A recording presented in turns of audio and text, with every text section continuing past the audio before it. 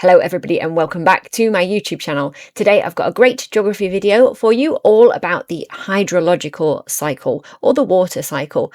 It is going to involve this amazing graphic that you can see right here, and I want to talk about this first. This incredible graphic is from something called Save My Exams, and this video is not sponsored by Save My Exams at all. It is just a learning resource that I think is absolutely wonderful. It would be great if it was sponsored by them, but it's not. So I'm going to link everything to Save My Exams down in the comments so you can check out all their incredible resources. It's not just for geography, it's for all kinds of subjects. It's fabulous. So we're going to have a look at this. This is the hydrological cycle or the water cycle. And it's really special actually, because all of the water that's on our planet is locked in. So it's a closed system. We can't get any extra water from anywhere else, and we also can't lose any water. So that's why it's called a closed system.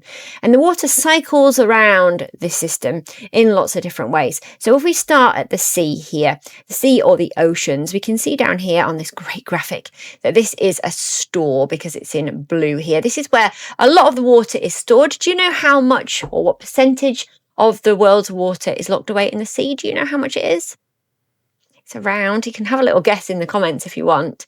Pause the video, see if you can pop it in there. It's actually 97% or around about that, 97%. That is such a high number.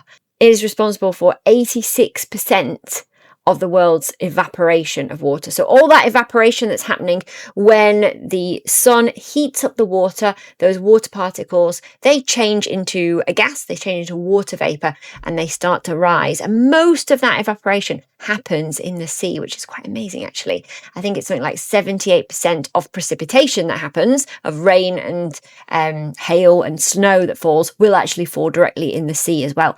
So the oceans is where it's all really going on here.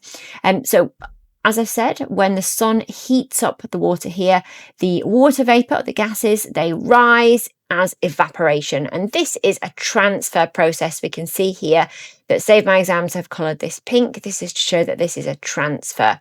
So the little particles here are moving up into the atmosphere, where some of them are stored. A very, very small amount are stored there. Then we have a process called advection.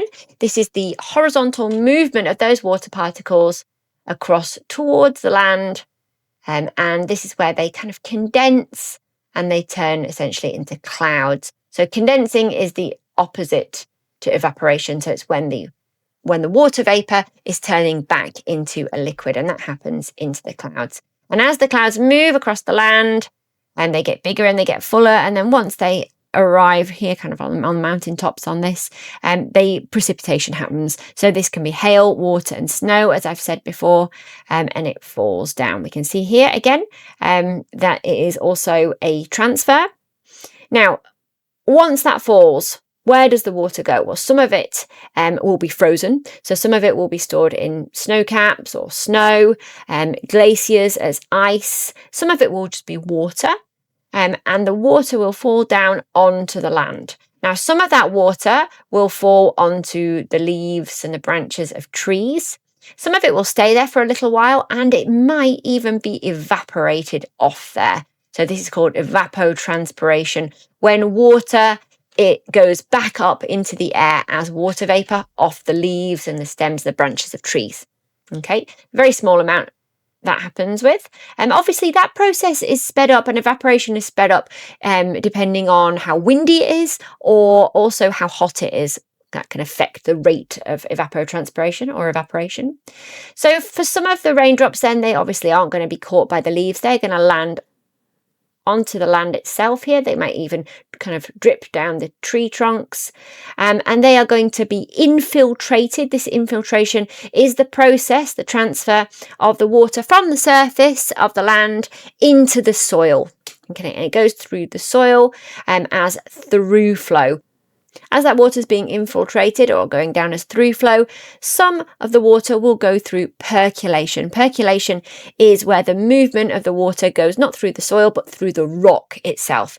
So some rocks are really kind of porous and they percolate, and the water percolates through. So for example, rocks like limestone and sandstone. Have you ever seen those kind of like pumice stones that you get for kind of rubbing the dead skin off your feet in the bath? they've got lots of holes in, lots of air pockets, and that's where the water can sit in there. Quite a lot of water is actually held in the ground in stores called aquifers. It's really clear actually on this diagram that the infiltration and the throughflow is the movement of the water through the soil, whereas the percolation and the groundwater flow is the movement of the water through the rocks deep underground. So a couple of stores that I've not mentioned then is lakes and rivers, even like puddles are kind of storage as well. Interception as well is where the branches and the leaves intercept those raindrops before they hit the ground, and they're stored for a short time on there. Like I said before, most of the water is stored inside seas and oceans. And if we think about, and I have got this here, all of the water in the world, if this is all the water in the world, here, don't want to spill it.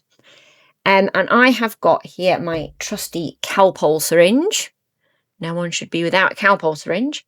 How much do you think I would have to take up of water to represent the amount of water in our world that is stored in rivers? Think about rivers. There's probably one near where you live. There's some huge rivers, some small, all rivers. How much, so if that's all the water in the world, how much would have to be taken out in here? Do you want me to tell you, or do you want to pop it in the comments? You can put it in the comments if you want. Let's see what you think, and I will tell you when you've subscribed to my channel. Yes, let's say that. Yay. Awesome. Awesome. Good stuff. I hope you have enjoyed this video. And if you are looking for more geography content, I made this primarily really for my Key Stage 3 and my IGCSE geography students. Hopefully it is beneficial for you, but I do run classes, not just in geography, but in other things too. So please get in touch.